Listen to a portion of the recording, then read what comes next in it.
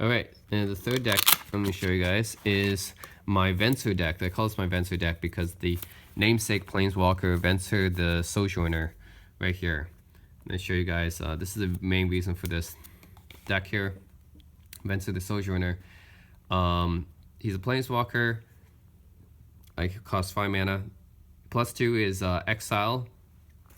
Basically, this is like a flicker effect. You exile something you have on the field, and then we return it to the battlefield. Some people might not understand what this does, but if you have enter the battlefield or leave the battlefield effects, this can trigger it. And that's why I have a lot of creatures here in this deck. Very similar to my Shaman Rock deck. I have a bunch of creatures here that have enter the battlefield or leave the battlefield effects, so I can trigger it with this first ability. Second one, creatures are unblockable this turn, self-explanatory there. Never really used the last one, but it's really cool. Okay, because he never really lasts that long. When this comes in the field, people want to kill Planeswalkers, you know. Anyways, this is my Venser deck. Let's go over it. I have a bunch of cards that make reusing my creatures very easy. So I have Crystal Shard. Return creature to its owner's hand unless its control pays 1. This is mostly for my own creatures. I usually use this on my own creatures so I can reuse the enter the battlefield or leave the battlefield effects. Equilibrium, same thing. Cast a creature, you may pay 1 to return target creature to its owner's hand. You can use it both offensively and defensively, either on the opponent's creature or my own creature, like both these. Yeah, like if the opponent doesn't have any spare mana untapped, then you can just return it to the hand. Equilibrium, your opponent doesn't even have that option, it just goes back to their hand. Or you can, yeah, return your own creature. I have a fire here, and I don't know if I'll keep this card here. This is something I put into experiment. But I just have it in here for now. I'm not sure how often this will be a creature, but anyways, if you have another creature into the battlefield last turn, draw a card. This can be useful because I do have a lot of flicker effects in this deck, so it should, in theory, trigger a lot. Another event to the Sojourner here. I think this is a different art. Yeah. Anyways, I gotta have a bunch of them because that's the namesake of this deck. Oh, this is a really cool card. Mystic Study. This card has not been reprinted because it's insanely powerful for a common. When an opponent plays a spell, you may draw a card unless that player pays 1. So basically, this card, what it says is that, especially in a multiplayer game, this card is insane. It basically says all your opponent's spells either cost one mana more, or you get to draw a card whenever that opponent plays a spell, which is like almost anything, right? A spell is almost anything that's not a land. So basically, when an opponent plays anything, you draw a card, or their spell costs 1 mana more, which is insane. And this is a common. Like, that's an insane card, especially in multiplayer. I have a Jace Balerion. I have a few Jaces. I have a lot of Planeswalkers in this deck, actually. This is really the lowest costing Jace. Just 3 mana. Make everyone draw a card, or make yourself draw a card. Simple. Alright, this is the second Jace. Unraveler's Secrets. The 5 mana one, +1, scry 1, draw a card. Second one, return the creature to its owner's hand, which is an ability of the Mind Sculptor one, but obviously not as good. Propaganda. This is to prevent. This is a really good card for preventing the opponent from attacking you. Creatures can't attack you unless their controller pays 2 for each creature they control that's attacking you. So it just slows down their attack. Really good card to have in multiplayer. Erratic Portal is very similar to Crystal Shard. It is basically Crystal Shard, except it's 4 mana instead of 4 mana instead of 3 mana here. But the difference is I can pay any mana for this ability. With this one, you have to pay blue or 3 colorless. This one's just 1 colorless. Restoration Angel enters the battlefield effect, but they enter the battlefield effect and it's flash, so it's an instant. You can play as an instant.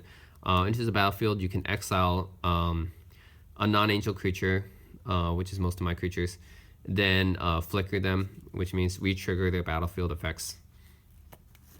So, and this itself has a enter the battlefield effect. So, Celestial Colonnade, it's kind of an end game thing, where if the opponent doesn't, or if I don't have any creatures left for some reason, I can just turn this into a creature and attack with it.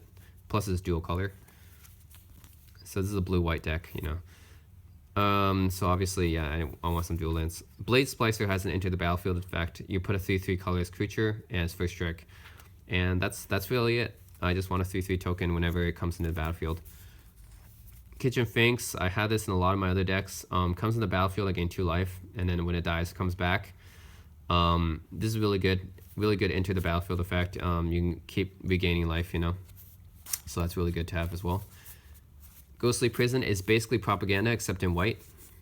I mean, they're really exactly the same card, except one is white, one is blue. Wall of Omens is basically Wall of Blossoms, color shifted to white. 2 mana for 0/4, enters the battlefield, draw a card. So that enter the battlefield effect, you know, when you flicker it, then you can keep reusing it. So obviously very good with Venser. Let's see, we have Fog Bank here. 2 mana for 0/2. Does not deal or receive damage, and it's flying. So this is basically a very good stopper card. You know, like if the opponents say they have like a really massive creature, like a 10/10 creature without trample, then just block it with this, and it's like, whatever. You're at 10/10. I don't care. I just use a 0/2 to block you, and I'll block you every turn. This thing never dies because it never receives damage. Okay, Gilded Drake, 2 mana 3/3. This battlefield effect is you exchange control of this with target creature one of your opponent's control, and the reason I have this is because I can use something like Crystal Shard to bounce it back to my hand. Now this is still owned by me, so this is just the ability. We switch control, but this is still owned by me ultimately. So basically I can just put it out, bounce it back to my hand, reuse the ability, and I keep the creature that the opponent controls. Yeah, exchange control, and I keep it forever. So that control effect is permanent unless it gets bounced back to his hand. So basically I use it to take control of opponent's creatures for free. Okay, and I got Elspeth Sun's Champion, the 6 mana. 3/1/1 soldier creature tokens into the plus the first ability, really powerful. Second one is destroy all creatures, power 4 or greater. You know, both really powerful abilities. I still like the 4 mana Elspeth better, but yeah. Blood Clock, at the beginning of each player's upkeep, every turn basically, and this deck is really good for multiplayer, I think. So every turn, that player returns something that they have into their hand unless they pay 2 life. Now, I don't really care about the opponents, what they do. The reason for this is because I want to reuse effects. So, you know, Kitchen Finks, Wall of Omens. Every turn, I return these guys back to my hand and I reuse the abilities. For the opponent, you know, it's obviously a drawback for the opponent usually. So for me, it's like a advantage, and the opponent, it's a drawback, which is cool. Clever Opponent Assassinator is a battlefield effect. They have a battlefield effect. Enter the battlefield as a copy of any non-land permanent. And that's cool. I can copy basically any one of these things, which means I can copy an artifact, enchantment, creature, whatever. And if I return it back to my hand, I can copy something else if I need to. Tamiel the Moon Sage, another planeswalker. First ability, tap a permanent. It does not untap. Next untap step. 2 mana, draw a card for each tap creature someone controls. So it's a good stalling planeswalker. Another dual land here for white, blue. Soul Ring, awesome card. 1 mana, tap, add 2 to your mana pool. Obviously very, very good. What I have here, did this, Glenelendra Archmage is cool. 4 mana, 2/2 flying. Sacrifice it to counter target non-creature spell, and it persists, which means it comes back. Now the thing is, when I flicker this thing, when this thing gets flickered, when it gets removed, exiled, and then comes back into the battlefield, or I return it to my hand and I replay it, the persist effect means that I can keep doing this, you know. So that every time the 1/1 counter -1 counter gets removed, and this comes back as a new creature. So when this leaves the battlefield and comes back, it comes back new without the -1/-1 counter. And that means that I can keep on countering non-creature spells. I can keep reusing that effect, which is awesome. And what else? Oh, this is a new card I just added in for experimentation. If artifact creature entering causes a triggered ability to control the trigger, that ability triggers an additional time. So, you know, enter the battlefield abilities are triggered abilities. So that means that this would actually cause it to trigger twice. So that's pretty good for this deck. Parallax Wave is cool. 4 mana, Fading 5 just means this thing dies in 5 turns, but you can remove a counter to remove target creature from the game, and then when it leaves, all those cards come back. So you can use this either offensively or defensively. You can use it to remove an opponent's annoying creature and keep it at bay for a few turns, or you can use it on your own creature to make the enter the battlefield effects happen again when this thing dies. A Bellicus is basically Bloodhawk. They are the same card. Yeah, they're the same card. I just like to have some variety, I guess. Oh yeah, there it is. Same card. Elspeth Materials, 5 mana. The +2 gain 1 life for each creature control. The -2 is put 3/1 creatures in battlefield. So the difference between this and the 6 mana one is that the 6 mana one, this is the first ability, the plus ability, whereas in this one it's the minus ability, but this is 1 mana less. So, oh, Jace the Mind Sculptor, probably the most powerful planeswalker ever. And I think this is banned actually in Modern, but anyways, 4 mana for 3. 4 mana, 3 counters, 4 abilities. The first one, you look at someone's top card of someone's library and you can put it on the bottom. That's not that useful. This one is really good.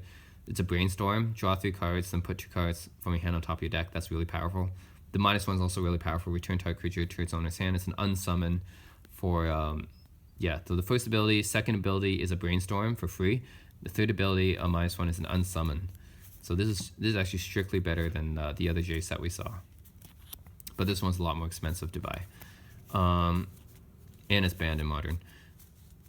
Okay, and I think that's it. I've showed you the Venser already. This is the Venser back when he was a human. This is when he was a planeswalker. This is when he was a human. This one you can play as an instant. When it comes into play, return target spell or permanent to its owner's hand.